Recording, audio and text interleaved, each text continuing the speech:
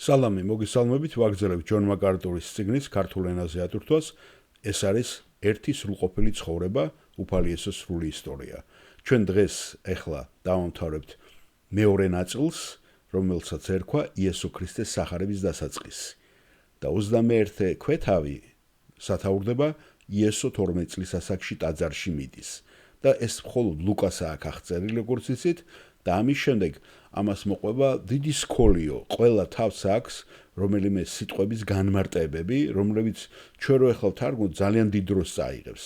ვისაც აქვს ამის სურვილი, შეგიძლიათ ეს წიგნი მოიძიოთ PDF ფაილზე, ვისაც გაინტერესო მე გამოგიგზავნით და მე დაწეროთ და გადათარგმნოთ უფრო კარგად, დეტალურად, შესასწავლად გარკვეული ნაწილებისა. მაგალითად, ვინ იყო ავგუსტუსი?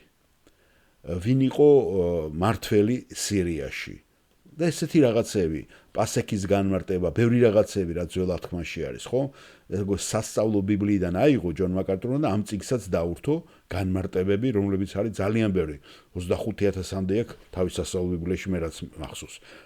აქედან გამომდინარე, ეს ძალიან კარგი ინსტრუმენტი არის, ვისაც უნდა უფრო ღრმად შესწავლა დაუშვათ ბიბლიის და დაგეხმარებათ, მაგრამ აუდიო მასალაში ამის შეტანა ძალიან რთული იქნებოდა, ამიტომ ჩვენ თავს ვიკავებთ და გადავალთ მესამე ნაწილზე. უკვე მსახურება იწყება იესო ქრისტეს. ასე რომ აი ახლა მოვისმინოთ ეს მეორე ნაწილის 21 ქვეთავი, რომელიც არის ტაძარში რომ მიდის 12 წლის იესო. მხოლოდ და მხოლოდ ლუკას აქვს იესოს ეს პერიოდი აღწერილი, იცით ხომ? ყრმობიდან უკვე ზრდასრულ ასაკამდე და ესეც ალბათ მარიამიდან, წყაროებიდან მან გაიგო და გამოიკითხა. ესე იგი, მეორე თავის 51 მუხლიდან ესე იწყება. მისი მშობლები ყოველ წელს ადიოდნენ პასექის დღესასწაულზე იერუსალიმში. 12 წლის რომ გახდა, ისინი ჩვეულებრივ დღესასწაულზე ავიდნენ იერუსალიმში. დღესასწაულის დამთავრების შემდეგ უკან რომ ბრუნდებოდნენ, ყრმა იესო იერუსალიმში დარჩა. იოსებმა და დედამისმა კი ეს არ იცოდნენ. ეგონან გზართა შორის არისო. ერთი დღის გზა რომ გაიარეს, მაშინ ყო დაუწყეს ძებნა ნათესავებსა და ნაცნობებს შორის. რომ ვერ იპოვეს, გაბრუნდნენ იერუსალიმში და ეძებდნენ მას.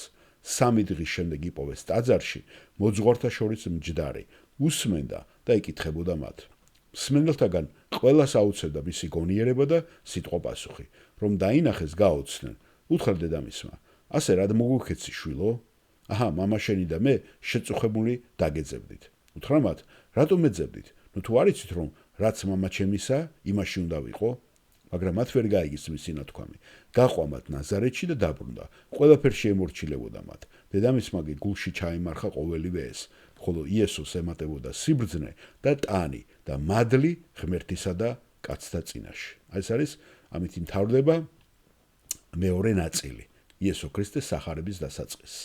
და ჩვენ გადავალთ მსახურებაზე, რომელიც იქნება მესამე ნაწილი. მადლობა მოსმენისათვის.